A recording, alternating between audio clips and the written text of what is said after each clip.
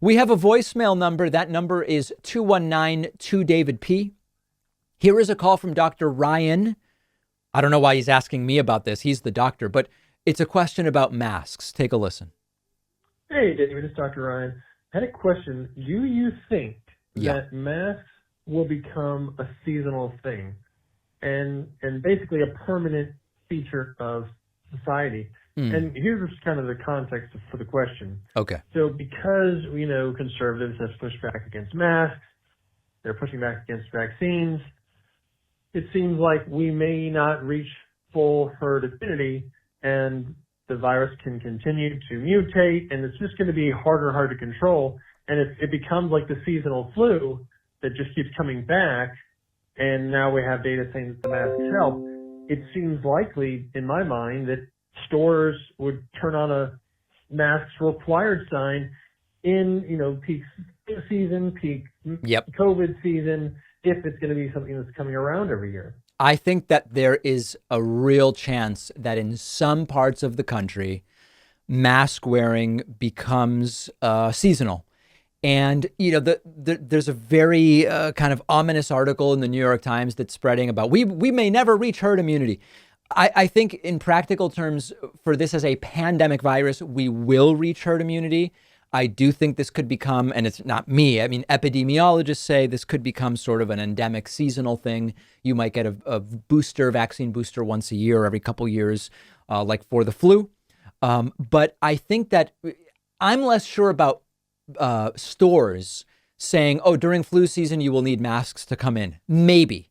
I think more likely as a first step, you will just see people in high risk groups that during flu season, which seems to correlate with when you might see seasonal COVID as well, high risk people might just start wearing masks. I know people now who used to kind of be aware of flu season as a time when they were at higher risk, but they didn't really behave differently, who now are saying, I think during flu season, I'll wear a mask to the grocery store. Between, October and, whatever flu season is, there's a few month period there. I'm just going to wear a mask. And I think that before we see stores go to some sort of seasonal mask thing, we will just observe society and see if there are people who either socialize less during flu season or wear masks when they go out. I think it's completely plausible. And the other thing I've said is there's going to be a long-term psychological impact of this pandemic.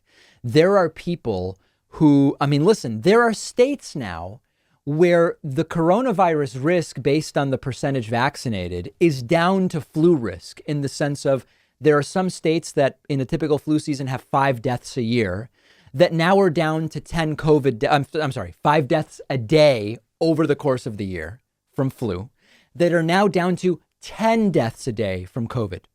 And as vaccination continues, you are going to see COVID deaths get down to the single digits, same numbers as flu.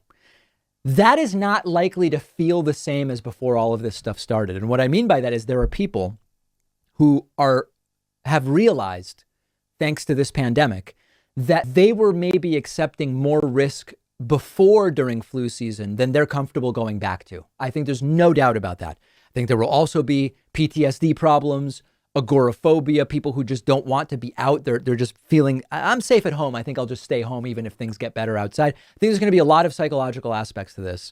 But I do think that Dr. Ryan is certainly onto something there about the future of masks. And that would not, the US would not be unique in that. There are lots of countries where during flu season, you see masks worn just as a matter of protocol, I guess we would call it. We have a fantastic bonus show for you today. Republican Senator Tim Scott is claiming that Congress is close to a police reform deal. Is it true? And what would it look like? Also on the bonus show, North Korea is back, and they are warning the United States over Joe Biden's big blunder. Do they need food aid? Do they need medical aid because of the pandemic? Typically, there's this cycle, and that's when we hear from North Korea. And we are going to talk about maybe the best argument for increasing the size, not physically, but the number of members in the House of Representatives. The size of the House chamber, I don't really care about. It seems plenty big. But the argument about the size of the legislative body What is that argument? I will tell you today on the bonus show. We'll discuss whether you think it's valid. And producer Pat getting his second vaccine dose today. How is he feeling? How is he feeling? We will find out in mere moments on the bonus show. Get instant access by becoming a member at joinpakman.com.